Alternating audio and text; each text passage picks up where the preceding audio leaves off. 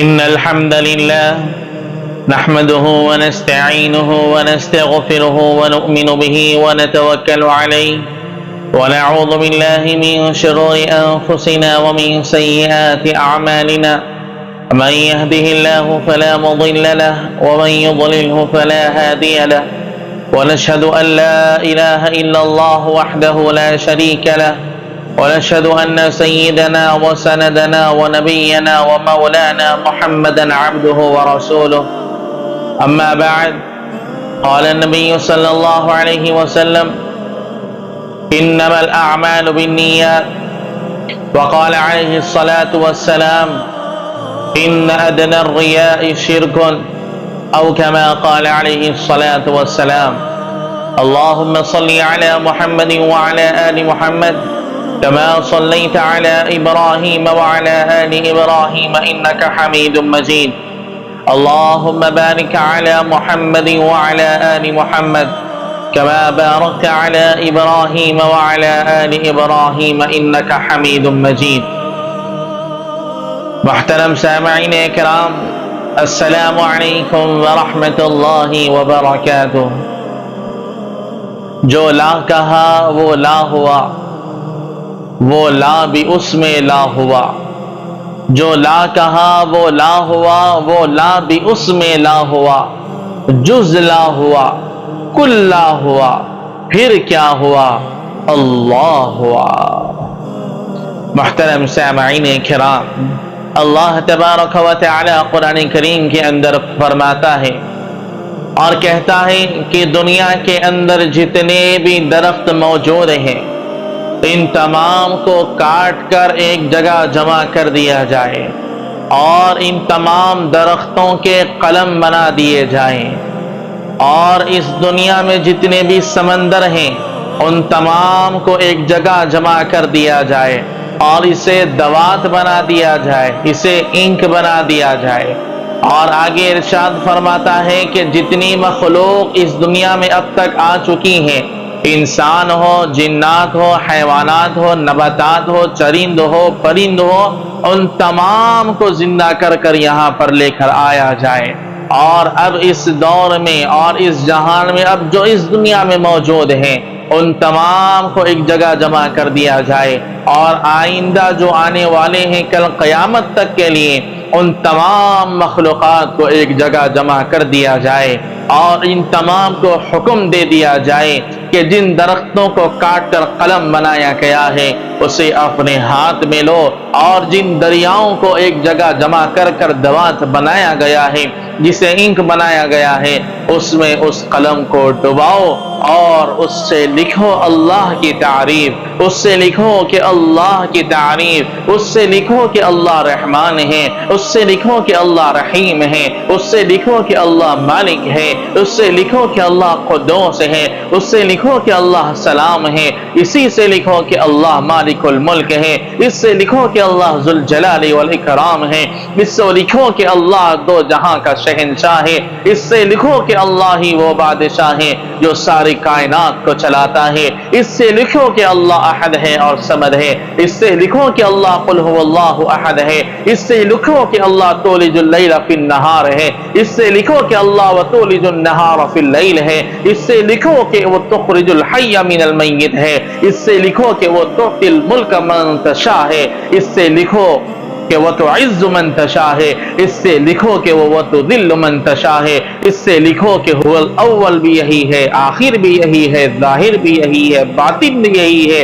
گویا اللہ یہ کہنا چاہتا ہے کہ ہر قلم کو اٹھا دیا جائے اور اللہ کی صفات کو لکھا جائے، اللہ کی تعریف کو لکھا جائے، اور سارے عالم کو بتایا جائے کہ اللہ ایسا ہے، اللہ ایسا ہے، اللہ ایسا ہے. اللہ تبارک و تعالی آگے ارشاد فرماتا ہے: قسم ہے میری عزت اور جلال کی، لکھتے لکھتے وہ جو درخت کے قلم بنائے گئے تھے وہ گھس جائیں گے، اور لکھتے لکھتے جن سمندروں کو سیاہی بنائی گئی تھی وہ سیاہی ختم ہو جائے گی، وہ دوات ختم ہو جائے گا، وہ انک ختم ہو جائے گا، اور قلم بھی ختم ہو جائیں گے، لیکن تمہارے رب کی تعریف کا ذرہ بھی حق ادا نہیں ہوگا، تمہارے رب کی تعریف کا ذرہ بھی ادا نہیں ہوگا۔ یعنی اللہ تبارک و تعالی کی ذات وہ ذات ہے جس کی تعریف کو کوئی بیان نہیں کر سکتا۔ ہم چاہے کتنی بھی تعریف کر لیں لیکن اس اللہ کی تعریف کا ہم ذرہ بھی ادا نہیں کر سکتے۔ وہ دو جہاں کا شہنشاہ ہے، وہ بادشاہ ہے۔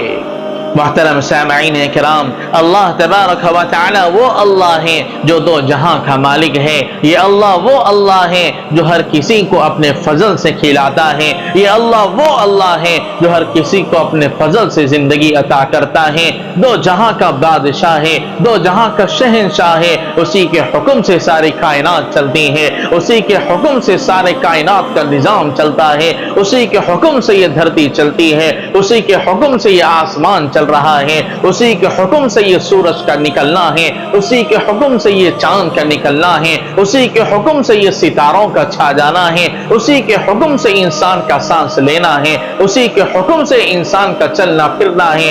اگر اللہ کی یہ طاقت نہ ہوتی، اگر اللہ کی یہ قدرت نہ ہوتی، اگر اللہ کی یہ شہنشاہی نہ ہوتی تو انسان ایک ایک چیز کے لیے اس اللہ کا محتاج ہوتا، ایک ایک چیز کے لیے اسے تڑپنا پڑتا۔ اگر آپ اپنے آپ میں غور کریں، اگر ہم اپنے آپ میں غور کریں کہ اگر یہ اللہ دیکھنے کی طاقت کو چھین لیتا تو ہم کیا کرتے، اگر اللہ یہ بولنے کی طاقت کو چھین لیتا تو ہم کیا کرتے، اگر اللہ ان ہاتھوں کی طاقت کو چھین لیتا تو ہم کس سے جا کر طاقت کو مانگتے، اگر اللہ ان پاؤں کی طاقت کو چھین لیتا تو ہم کس کے سامنے بھیک مانگتے، اگر اللہ تبارک و تعالی ہمارے منہ کے اندر سے تھوک نکال لیتا تو ہم اللہ کے علاوہ کس سے مانگتے، اگر اللہ تبارک و تعالی ہمیں روزی نہ دیتا تو ہم کس سے مانگتے، اگر اللہ تبارک و تعالی ہمارے دل کو نہیں دھڑکاتا تو ہم کس سے مانگتے، اگر اللہ تبارک و تعالی ہمارے پیٹ کے اندر جو نظام چلا رہا ہے اگر یہ نظام اللہ نہ چلاتا تو ہم کس سے جا کر مدد مانگتے۔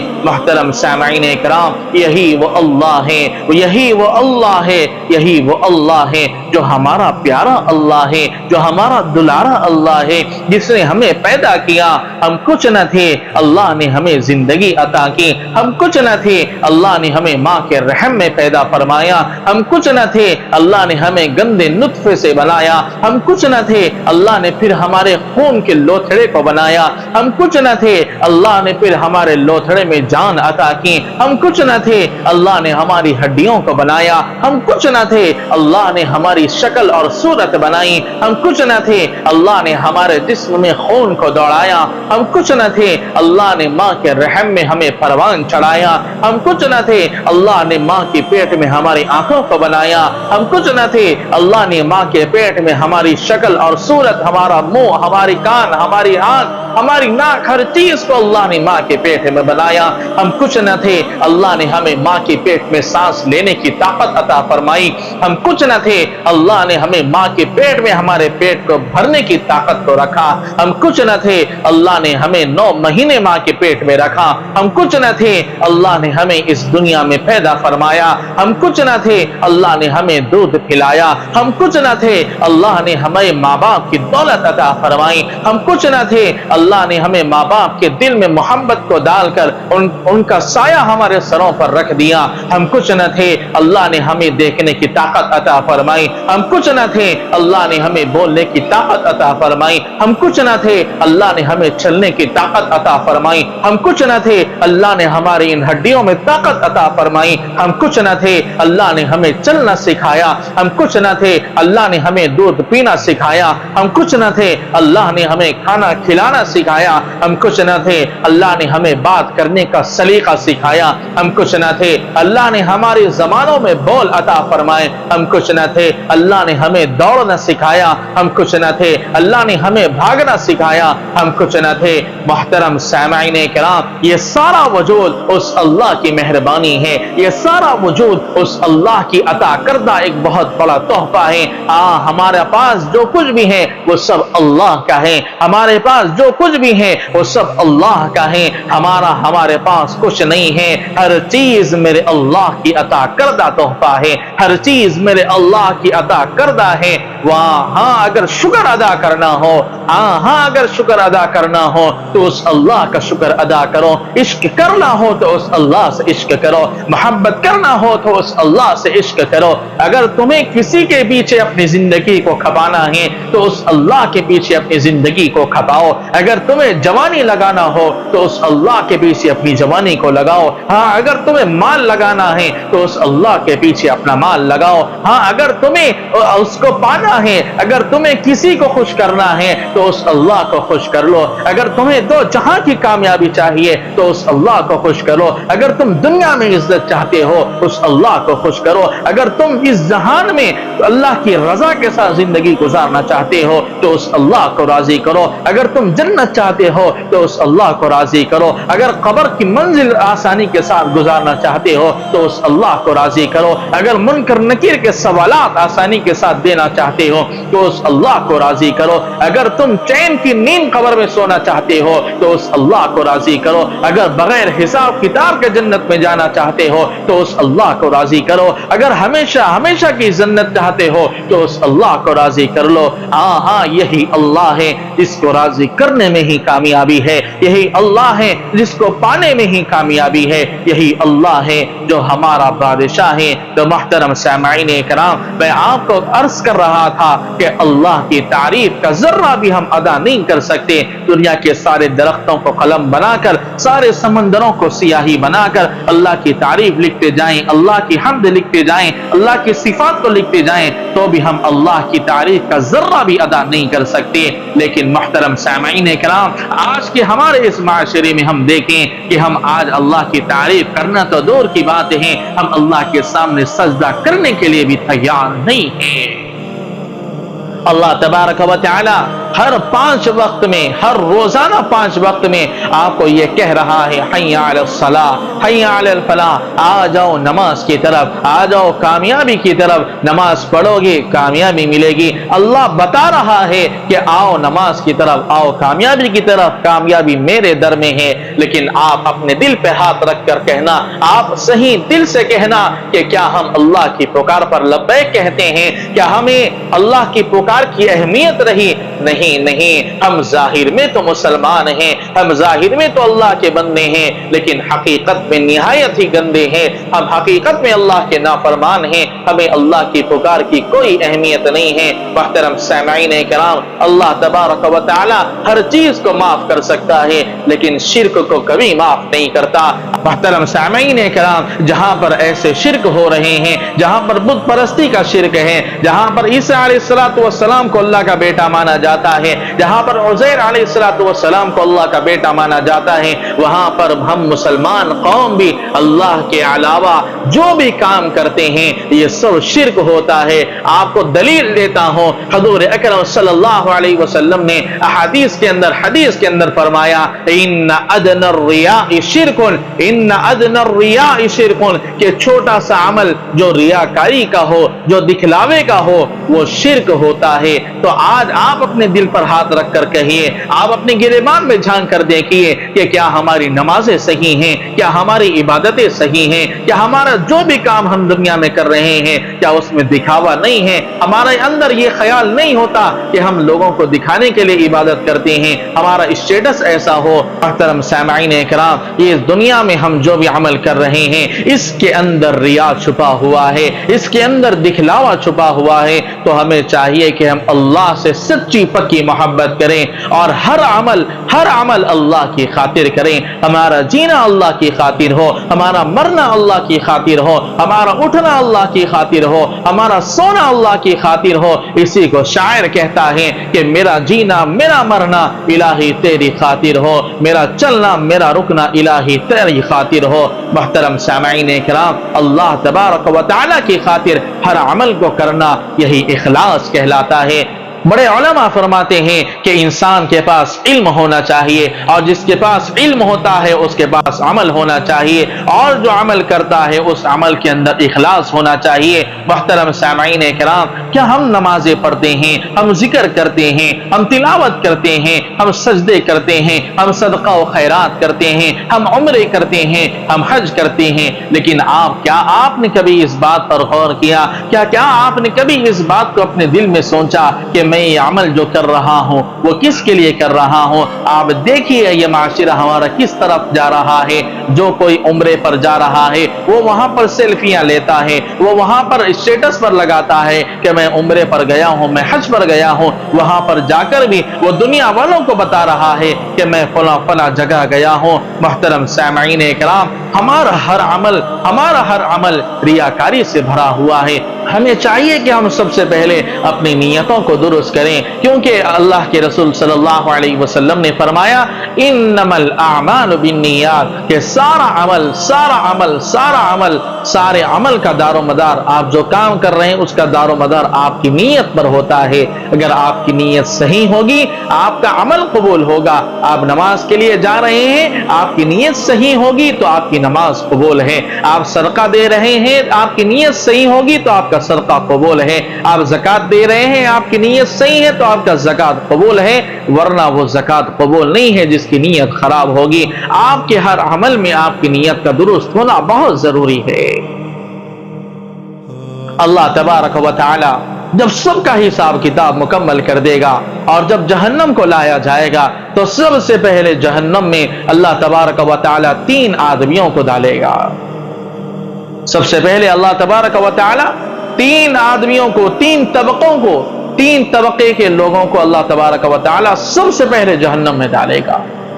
उसमें सबसे पहला होगा आलिम, और इसमें दूसरा होगा सखी, और तीसरा होगा मुजाहिद। अल्लाह तबारक व तआला जब जहन्नम को लाया जाएगा तो सबसे पहले उसमें ये 3 आदमियों को डाला जाएगा।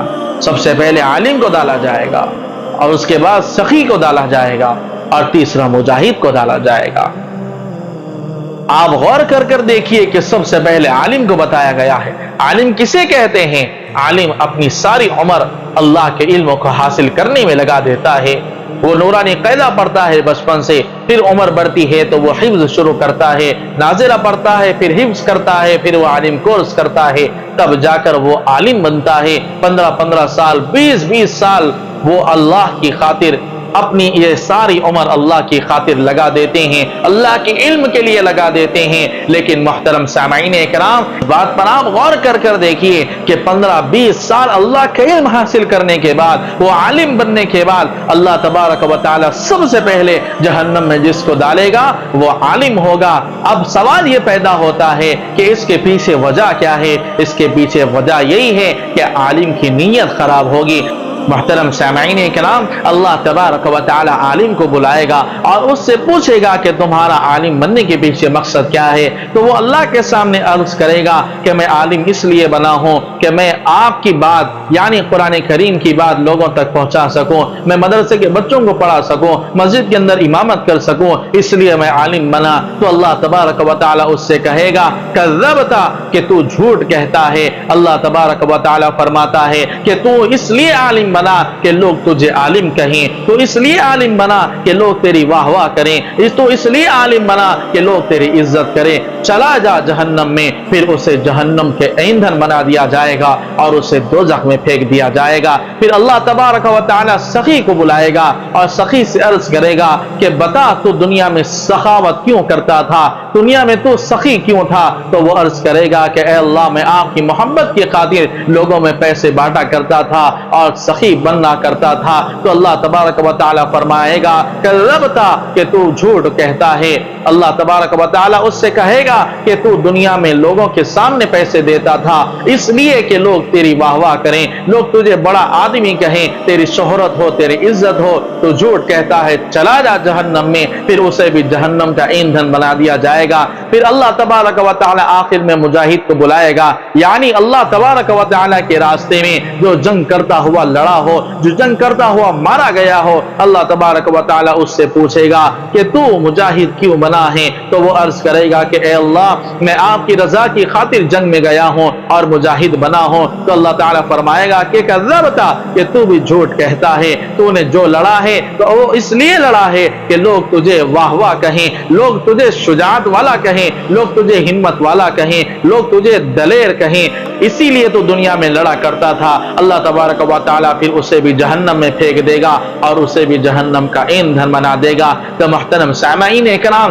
اس کے ذریعے سے ہمیں یہ بات پتہ چلتی ہے کہ عالم ہو، سخی ہو، مجاہد ہو، اتنے بڑے بڑے جو لوگ ہیں جن کا مقام دنیا میں بہت بڑا ہے، عالم کا مقام اتنا بڑا ہے کہ جب وہ علم حاصل کرنے کے لیے گھر سے نکلتا ہے، جب وہ علم پڑھانے کے لیے اپنے گھر سے نکلتا ہے تو اس کے پاؤں کے نیچے فرشتے اپنے پر بچھا دیتے ہیں، یہاں تک کہ سمندر کی مچھلیاں اس کے لیے دعائیں کرتی ہیں اور چمٹیاں اپنے بلوں میں اس کے لیے دعائیں کرتی ہیں۔ تو ایسے اونچے مقام والے کا یہ حال ہے، تو سوچیے ہم جیسے گناہگاروں کا کیا ہوگا۔ تو محترم سامعین کرام، ہمیں ضرورت ہے کہ آج ہم اپنی نیتوں کو درست کریں، ہم ہر عمل اللہ کی خاطر کریں، ہمارا جینا ہمارا مرنا اللہ کی خاطر ہو، ہمارا چلنا ہمارا پھرنا اللہ کی خاطر ہو، ہمارا ہر عمل صرف اللہ کی رضا کے لیے ہو۔ ہاں آپ دنیا کی نظروں میں ذلیل ہوتے ہیں، ہو جانے دو، لوگ تمہیں ذلیل کرتے ہیں، کرنے دو، لیکن آپ اپنی نیت کو کبھی خراب نہ کرنا۔ ہاں ہمیشہ یہ دل میں ہو کہ اللہ راضی ہو جائے بس یہی کافی ہے، اللہ راضی ہو جائے بس یہی کافی ہے۔ اللہ کی رضا ہی اپنی منزل بنانا چاہیے، اللہ کی رضا ہی اپنی منزل بنانا چاہیے، تب جا کر اس جہان میں بھی کامیاب ہوں گے اور اس جہان میں بھی کامیاب ہوں گے۔ اس بات کو سمجھنے کے لیے ایک چھوٹا سا مختصر سا واقعہ عرض کرتا ہوں کہ ایک شادی کا موقع تھا، ایک دلہن کو تیار کیا جاتا ہے، تو دلہن کی جو خالہ ہوتی ہے وہ دلہن کی ماں سے کہتی ہے کہ آج آپ کی بیٹی بہت خوبصورت لگ رہی ہے، بہت شاندار لگ رہی ہے۔ تو اس کی ماں زار و خطار رونا شروع کر دیتی ہے اور آنسوؤں کو بہاتی ہے، تو اس کی خالہ پریشان ہوتی ہے اور پوچھتی ہے کہ تم کیوں رو رہی ہو، تمہاری بچی تو آپ بہت خوبصورت لگ رہی ہے، آج کئی لوگ اس کے اوپر نظر لگائیں گے۔ تو اس کی ماں کا جواب سنیے جو ہمارے لیے عبرت والا ہے۔ دلہن کی ماں کہتی ہے کہ لوگوں کے نظر میں بچی کا اچھا دکھنا یہ اصل کامیابی نہیں ہے، میری بچی اس کے شوہر کی نظر میں اچھے دکھنا یہ اصل کامیابی ہے۔ اگر میری بچی اس کے شوہر کی نظر میں ہی اچھی نہ لگے تو کیا فائدہ ہے رشتہ داروں کو بچی اچھی دکھنے کا۔ تو محترم سامعین کرام، اس کی ماں یہ عرض کرتی ہے اور یہ کہتی ہے کہ کیا فائدہ ہے ان لوگوں کے نظر میں خوبصورت دکھنے کا، اصل کامیابی تو یہ ہے کہ میری بچی اس کے شوہر کی نظر میں اچھی لگے۔ جب اس کی شوہر کی نظر میں میری بچی اچھی لگے گی تو اصل کامیابی یہی ہے، کیونکہ وہ تیار ہو رہی ہے اپنے شوہر کے لیے۔ اگر شوہر ہی کو میری بچی پسند نہ آئے تو ان تمام کے پسند آنے سے کیا فائدہ ہے۔ تو محترم سامعین کرام، اسی جواب پر اگر آپ غور کریں تو اصل بات یہی ہے کہ ہم جو بھی عمل کرتے ہیں بس ہمارے دل میں یہ نیت ہو کہ اللہ کی رضا کے لیے ہمارا یہ عمل ہو۔ اگر اللہ کی نظر میں ہمارا عمل قبول نہیں ہے تو لوگوں کی واہ واہ سے کیا فائدہ۔ اگر اللہ کی نظر میں ہمارا عمل قبول نہیں ہے تو لوگوں کی تعریف کا کیا فائدہ۔ اگر اللہ کی نظر میں ہمارا عمل قبول نہیں ہے تو سارے لوگ مرید بن جائیں تو کیا فائدہ۔ اللہ کی نظر میں تمہارا عمل قبول ہو، یہی اصل کامیابی ہے۔ تو محترم سامعین کرام، آج کے بیان کا یہی پیغام ہے کہ ہمارا ہر عمل اللہ کی رضا کے لیے ہو، اخلاص کے ساتھ ہمارا ہر عمل ہو، بس دل میں یہی نیت ہو کہ اللہ ہم سے راضی ہو جائے۔ اللہ کی رضا کے لیے ہمیں ہر عمل کرنے کی توفیق عطا فرمائے، آمین یا رب العالمین۔ وآخر دعوانا ان الحمد للہ رب العالمین۔